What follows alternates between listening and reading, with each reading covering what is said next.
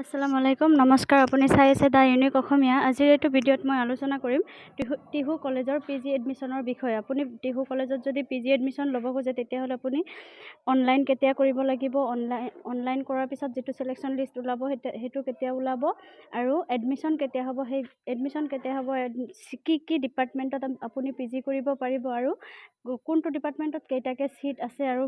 কোনটো ডিপাৰ্টমেন্টত এডমিশন ল'বলৈ হলে কিমান ফিজ কিমান লাগিব সেই বিষয়ে এইটো ভিডিঅ'ত আলোচনা কৰা হ'ব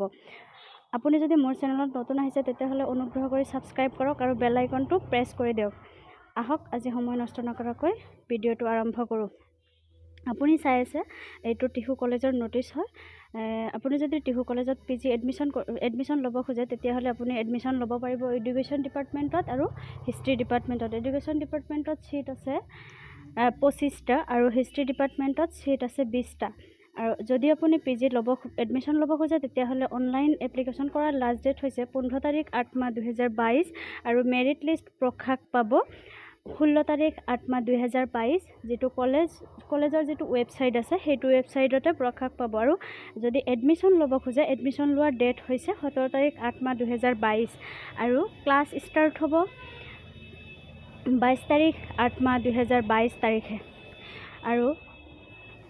এডুকেশ্যন ডিপাৰ্টমেন্টত যদি আপুনি এডমিশন ল'ব খোজে তেতিয়া হলে পাৰ সেমিস্টাৰ আপোনাৰ দিব লাগিব 6 মাহৰ মূৰে আপোনাৰ দিব লাগিব 14000 টকা আৰু যদি আপুনি হিষ্ট্ৰী ডিপাৰ্টমেন্টত পিজি কৰিব খোজে তেতিয়া হলে আপুনি দিব লাগিব পাৰ সেমিস্টাৰ 12000 টকা আৰু ফাইনান্সিয়াল কিবা প্ৰবলেম থাকিলে তথা এডমিশন ফ্ৰী এডমিশন নহব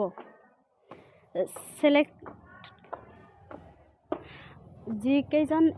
ষ্টুডেন্টে সিলেকশন পাব সেই কেইজনে এডমিশন ল'বলৈ হলে অল ডকুমেন্টস অৰিজিনাল যিবিলাক ডকুমেন্টস আছে সকলোবিলাক লৈ যাব লাগিব এডমিশনৰ কাৰণে আৰু কেইটামান সিট গাৰ্লছ হোষ্টেলৰ কাৰণে কেইটামান সিট যদি কোনোবাই এডমিশন ল'ব খোজে তেতিয়া হলে ল'ব পাৰিব এডমিশনৰ পিছত গাৰ্লছ হোষ্টেলত এডমিশন ল'ব পাৰিব আৰু এইবিলাকত যদি আপোনাৰ কিবা প্ৰবলেম হয় তেতিয়া হলে আপুনি হেল্পলাইন নম্বৰ কেইটামান দিয়া হৈছে আপুনি চাব পাৰে